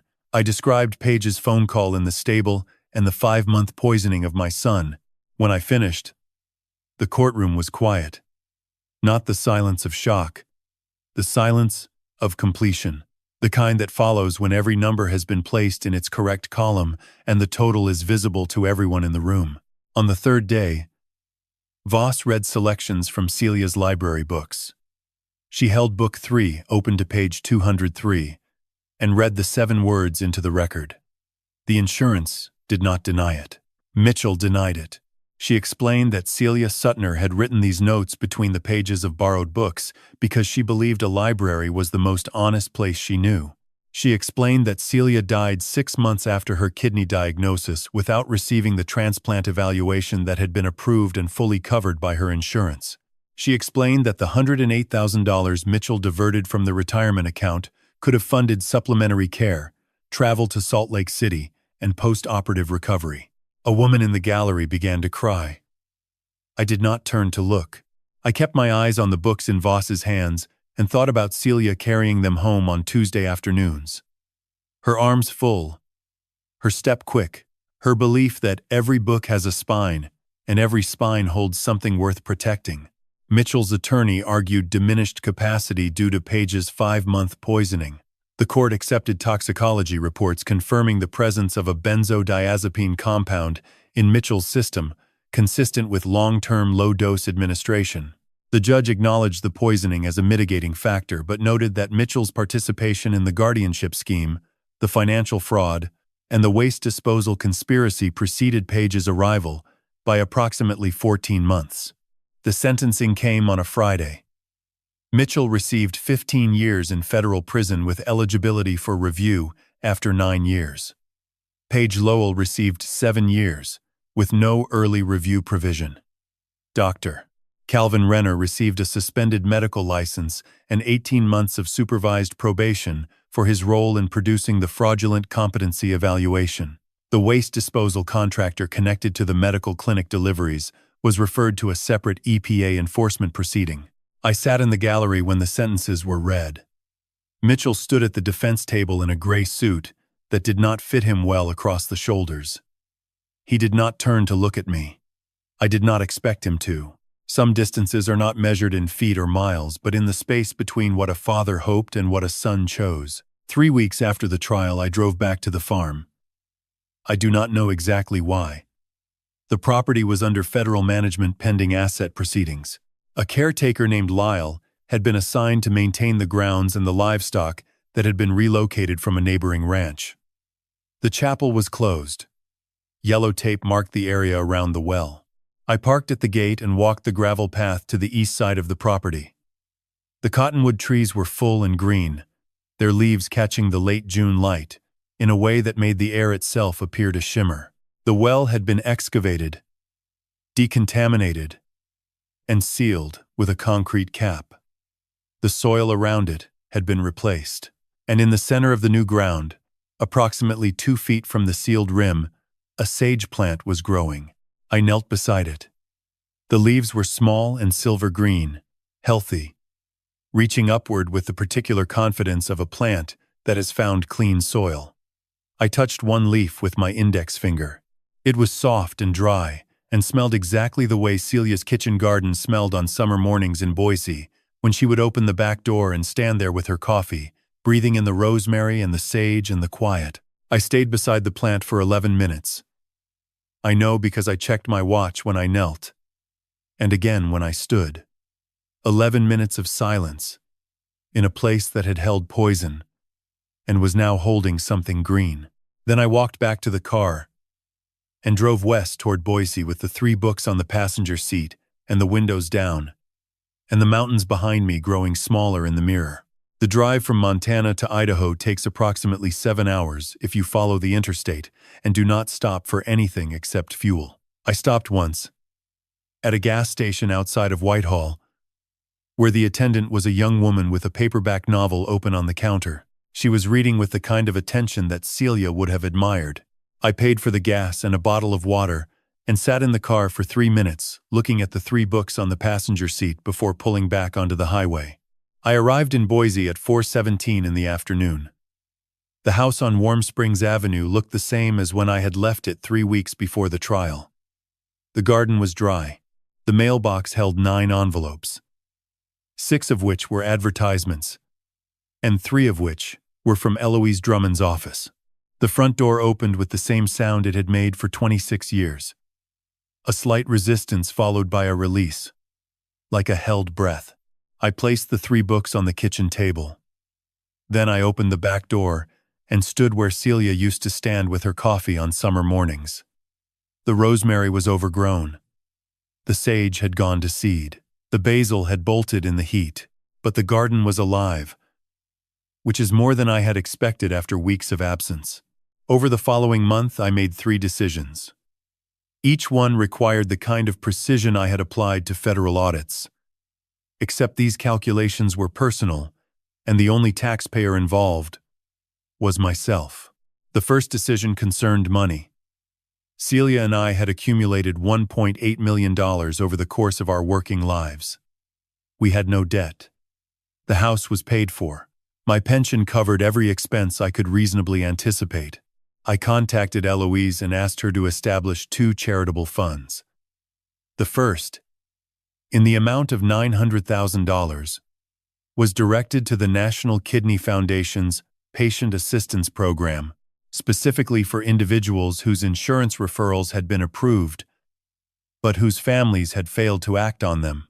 The second, also $900,000, was directed to a legal aid organization in Boise that provided free representation to elderly individuals facing fraudulent guardianship or conservatorship proceedings.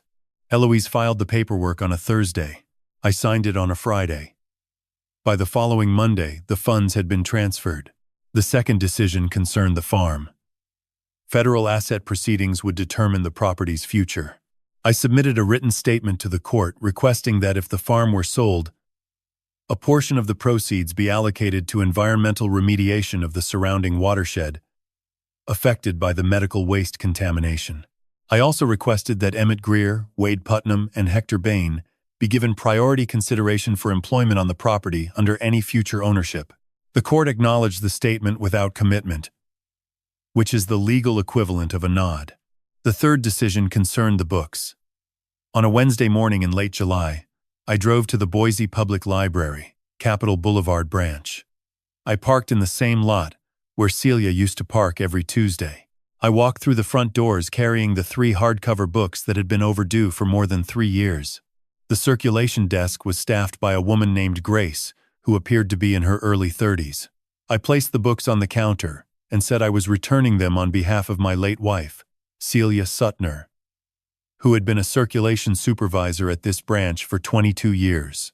Grace looked at the books, then at me, then at the computer screen. She said the overdue fines totaled $14.60. I paid in exact change. She asked if I wanted the books placed back in circulation. I said yes. She asked if there was anything inside them that needed to be removed. I hesitated. Celia's notes were still there, written in blue ink between the printed lines, documenting the transfers, the fraud, the insurance denial, the truth she had hidden in the most honest place she knew. The federal court had already entered copies into evidence.